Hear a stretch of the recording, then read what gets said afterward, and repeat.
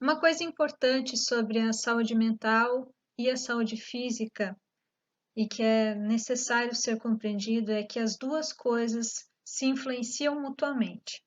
Aquele dia que a gente não está bem, que a gente está mal-humorado, que a gente brigou com alguém, que a gente não está muito feliz, com certeza vai influenciar no nosso corpo, né? O nosso corpo começa a se debilitar, começa a surgir doenças. A maior parte das nossas doenças físicas são psicossomáticas, ou seja, são reflexo do modo como nós estamos por dentro, no nosso coração, na nossa alma, nos nossos sentimentos, e isso influencia muito. E o contrário também é verdadeiro, né? Quando a gente está doente, quando a gente não está bem fisicamente, o nosso mental também não funciona muito bem. A gente tem dificuldade de se concentrar, tem sempre uma dor, um incômodo lá, gritando por atenção nossa, e isso atrapalha muito, né? Isso estressa muito, isso desgasta muito no momento do estudo, principalmente. Então, quais são os cuidados aí? A primeira coisa é o preventivo, né? Evitar que se chegue de fato numa doença, seja ela física ou mental. E quais são as possibilidades de prevenção? A coisa mais importante de tudo, eu nem anotei aqui nesse slide, é a autopercepção.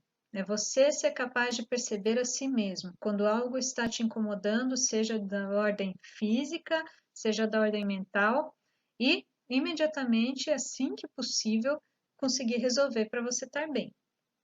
Então, o que pode ser feito para evitar esse tipo de problema? Primeiro, dormir bem, né? Você ter pelo menos 8 horas de sono noturnas ininterruptas, especialmente em fase de crescimento, é essencial. Tá? Qual é o horário ideal para que se durma bem? Das 10 da noite até umas 8 da manhã, algo dentro desse horário, tá? Talvez um pouco antes, talvez um pouco depois, dentro do que é possível, mas dormir bem. E por que essa exigência? Porque se você faz um sono completo desse ciclo de pelo menos 8 horas, pode ser 8 ou mais, dependendo do que o teu organismo exige, em cada momento, em cada tempo desse sono bem feito, o seu corpo vai restaurar alguma parte de algum sistema específico, tá? Então, num determinado horário da noite, vão se regular os teus hormônios, no outro momento, o teu sistema digestivo, no outro, o sistema respiratório, circulatório, e assim por diante, até se completar esse ciclo. Se você dorme bem, você acorda bem e você vai conseguir dar conta das suas atividades de forma muito mais eficaz. Então, dormir bem é muito importante, tá? Se alimentar bem, né? Se nutrir de todas as vitaminas, ter prato colorido, isso não significa um prato cheio de confete, né? Salada, verdura, legume, carne, né? Proteína. Ter uma alimentação saudável dentro do possível, dentro daquilo que está nas suas condições possíveis, né?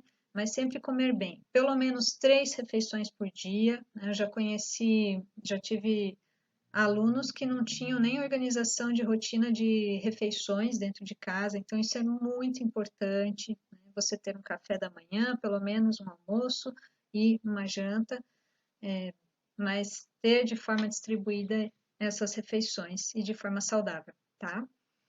Por quê? Porque é nessas refeições que o teu cérebro e o teu corpo vão se nutrir, né? Que vão adquirir para si as substâncias necessárias para um bom funcionamento, tá?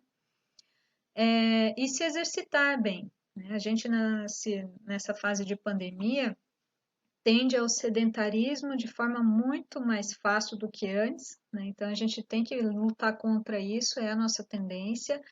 Nossa tendência é sempre o conforto e nós temos que fazer atividade física, né? Aquela velha desculpa, mas eu não tenho dinheiro para pagar academia.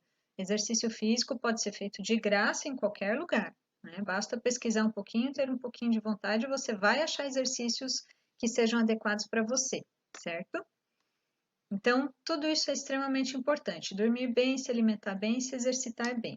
Bom, e quando chega a hora da ansiedade, né? Muitas vezes em casa, sem poder sair, vem a ansiedade, e daí, em consequência da ansiedade generalizada, vem a depressão, e assim a gente vai descendo ladeira, né?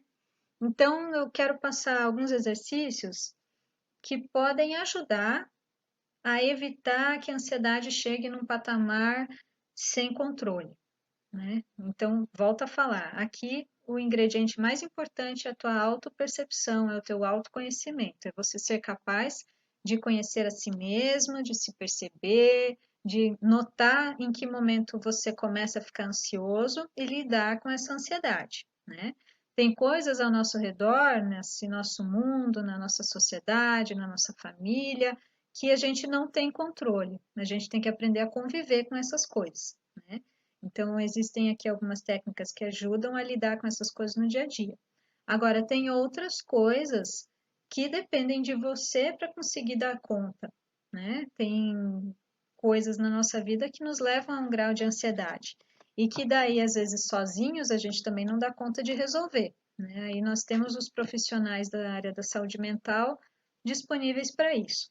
Nesse momento de pandemia, temos muitos profissionais dessa área, psicólogos, psicanalistas, psiquiatras e outros, né, profissionais que se dispõem a atender de graça, ou a orientar, pelo menos, né, de graça nas nossas redes sociais, né? Então, dá uma pesquisadinha que você vai encontrar profissionais dispostos a te atender, tá bom? Mas não sofra sozinho, não fique esperando acontecer o pior para daí procurar ajuda. Não faça isso. Bom, vamos às técnicas.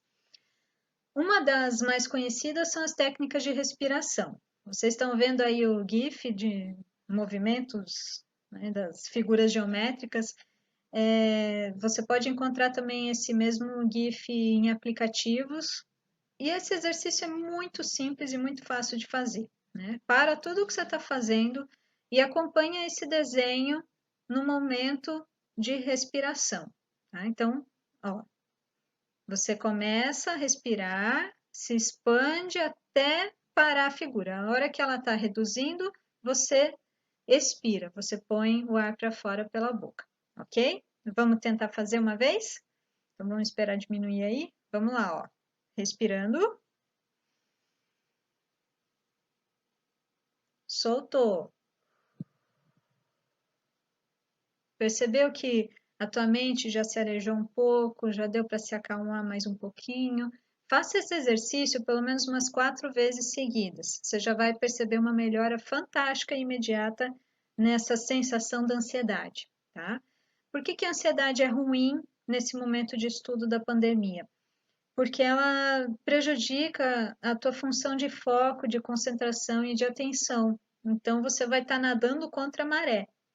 Então, a primeira coisa que você precisa fazer, ao invés de ficar lá se martelando, tentando enfiar um conteúdo na cabeça, se você não está tranquilo para fazer isso nesse momento, para tudo e faz um exercício de respiração. Já vai te ajudar bastante a retornar ao foco, tá? Quando a gente está ansioso, o que acontece com o nosso corpo? Ele se prepara para se salvar, para se proteger, porque é como se tivesse uma ameaça externa prestes a me matar, né? Essa é a sensação da ansiedade. Então, o corpo se prepara para a sobrevivência. Então, ele vai ou tentar matar o que está tentando matar ele, ou ele vai tentar fugir, ou ele pode gerar um trauma, que daí ele estagna, fica ali, e daí puf, né, estraga tudo de vez. Existem alguns exercícios onde você pode estimular essa terminação nervosa no teu corpo, que faz com que esse estado de alerta dele diminua, e daí assim, em consequência, a tua ansiedade também se abaixa, tá? Então, um deles é o seguinte, você pega 2 dedinhos e fica batendo aqui, ó, nessa região superior à boca. Faz isso um tempinho, tá? Aqui você já vai perceber que fazendo isso daqui um pouquinho, você já vai começar a se acalmar. Outro ponto para você poder estimular, essa região aqui na mão, qualquer uma delas, tá? Elas têm terminações nervosas ligadas diretamente a um centro nervoso autônomo que está no nosso coração. É como se fosse um segundo cérebro, né? São descobertas mais recentes da neurociência, e quando você faz isso, você está estimulando diretamente esse ponto do coração, fazendo com que esses batimentos cardíacos acelerados reduzam um pouquinho. Então, também ajuda a acalmar, tá bom? Tem alguns outros pontos, mas enfim, para começar, acho que esses dois já ajudam bastante. Um outro exercício é som vibratório vocal. Tá? Então, um exemplo aqui é o vrum. Então, você vai brincar de fazer um mantra, tá? De meditação aqui oriental. Para tudo e brinca de carrinho. Vrum, vrum. De preferência se você estiver sozinho em casa, né? Que vai todo mundo olhar estranho para você fazendo isso. Mas o que acontece? Esse som vibratório, essa vibração vai fazer com que o teu sistema nervoso também se acalme, né? O teu sistema nervoso consiga reduzir essas funções de ansiedade que eu expliquei antes para um nível mais normal, tá? Outra coisa importante, agora são exercícios de atenção e de foco. Então, depois que você se acalma para brigar contra a preguiça, né, contra a distração, aquela coisa que nem sempre a gente está afim de estudar, mas tem que estudar naquele momento. Então, o que pode te ajudar? Primeira coisa, arranja uma garrafinha de água e põe ali do teu lado, toma água, muita água, tá? 90% do nosso cérebro é água, né? Fora os tantos por cento que é o nosso corpo todo de água. Então, se ele está bem hidratado, ele vai conseguir dar conta das suas funções necessárias, tá? Outros exercícios importantes são os exercícios chamados de cross-crawl, que são terminações nervosas cruzadas. Basicamente, o nosso corpo ele tem uma espécie de espelhamento nervoso, né? Nosso cérebro é dividido em dois hemisférios, nossa lateralidade, né? Tudo sempre duplicado, sempre dois. E a maior parte do nosso sistema nervoso, do nosso sistema simpático, parasimpático, ele está espelhado, né? Em alguns momentos ele vai cruzar, na maior parte das vezes. Então, por exemplo, o hemisfério esquerdo do cérebro é responsável pela parte direita do corpo e assim vice-versa. E algumas mínimas terminações nervosas, elas são diretas. Então, como a maioria da função nervosa é cruzada, se você buscar fazer movimentos que façam esse tipo de X, de cruzamento, vai ajudar nessa função cruzada do nosso sistema. Meio doido, né? Por exemplo, quando está difícil de você conseguir manter o foco, concentração por longo tempo em alguma atividade, especialmente matemática, né, as áreas exatas, faz um xizinho no caderno e acompanha esse xizinho, né? Ou então outra ideia, cruzar os dedos, né? Manter as mãos assim, com os dedos cruzados, isso também ajuda a facilitar a função do cérebro de conseguir fazer esse cruzamento de informações. Outra atividade, outro exercício, fazer o infinito. Então, você pode fazer com a mão e acompanhar com os olhos esse movimento do infinito junto com a mão. Tá? Isso também ajuda a estimular esse cruzamento de informações nervosas, né, de sinapses, enfim. Outra função é essa que está ali em cima, né? Você cruza os membros de forma espelhada, né? Então, o braço esquerdo na perna direita e assim vice-versa. Então, isso ajuda também na função dessa lateralidade. O que esse tipo de exercício facilita na hora de estudar? Ajuda na conexão dos hemisférios cerebrais, na velocidade de leitura, na qualidade da escrita, da compreensão, da audição e ortografia. Então, olha quantos benefícios esse tipo de exercício pode trazer. Então, pode fazer maluquice aí na tua casa que não tem problema, é tudo para o teu bem, tá?